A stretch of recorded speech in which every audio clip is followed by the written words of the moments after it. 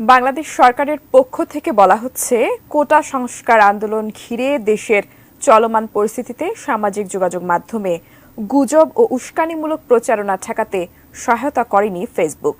বিটিআরসির পক্ষ থেকে দফায় দফায় ফেসবুক, টিকটক, ইউটিউবকে নির্দেশনা দেওয়া হলেও সহিংসতামূলক কন্টেন্ট ব্লক করেনি এসব সামাজিক যোগাযোগ মাধ্যম। এ ব্যাপারে তাই সরকার এবার হার্ডলাইনে যেতে চাইছে। ফেসবুক, টিকটককে তলব করে বিভিন্ন বিষয়ে জানতে চাইবে বাংলাদেশ। বিস্তারিত দেখুন ইমতিয়াজ আলমের রিপোর্টে।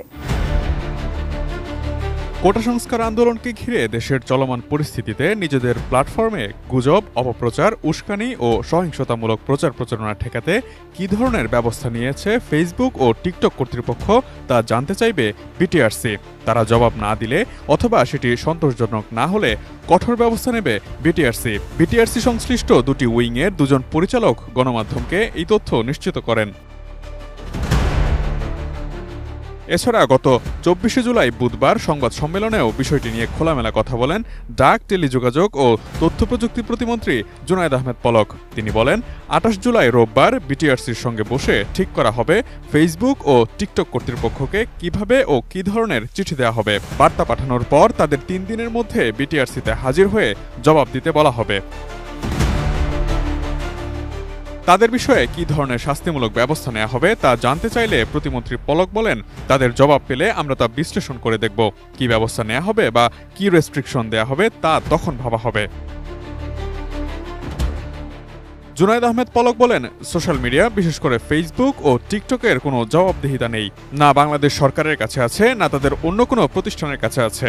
ফেসবুক, টিকটক তাদের যে প্রাইভেসি সেটিংস কিংবা পলিসি গাইডলাইন যেগুলো দিয়ে রাখে, এগুলো একেবারেই তারা নিজেরাও মানে না। প্রতিমন্ত্রী আরও বলেন, ফেসবুক, টিকটক এক এক দেশের জন্য এক এক ধরনের আচরণ করে। ইউক্রেন রাশিয়া যুদ্ধকে কেন্দ্র করে বিভিন্ন অপপ্রচার হচ্ছে, সে বিষয়ে তাদের এক ধরনের অবস্থান। ইসরায়েল ফিলিস্তিন নিয়ে তাদের ভূমিকাটা আরেক রকম। আবার বাংলাদেশের সাম্প্রতিক আন্দোলন ও সহিংসতার ঘটনায় তাদের অবস্থান আরেক রকম। তবে কোনো কিছু বন্ধ করে দেওয়া সমাধান নয়, বরং নিয়ন্ত্রণ প্রতিষ্ঠা করতে পারাটা সাফল্য বলে মনে করেন তথ্য প্রযুক্তি বিশেষজ্ঞরা।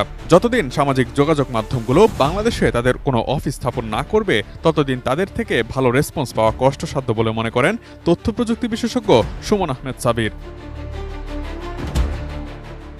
কোটা সংস্কার আন্দোলনকে ঘিরে চলমান পরিস্থিতিতে গত 18 জুলাই রাত থেকে সারা দেশে ইন্টারনেট সেবা বন্ধ ছিল। 5 দিন পর 23 জুলাই রাতে সীমিত পরিসরে ব্রডব্যান্ড ইন্টারনেট চালু করে সরকার। বিটিআরসি জানিয়েছে, আগামী রবি বা সোমবার অর্থাৎ 28 বা 29 জুলাই মোবাইল ইন্টারনেট চালু করে দেওয়া হতে পারে। তবে ফেসবুক, ইনস্টাগ্রাম, হোয়াটসঅ্যাপ, টিকটক সহ সামাজিক যোগাযোগ মাধ্যমগুলো আপাতত বন্ধই থাকছে। Imtiaz Alam, desk report, ATN news.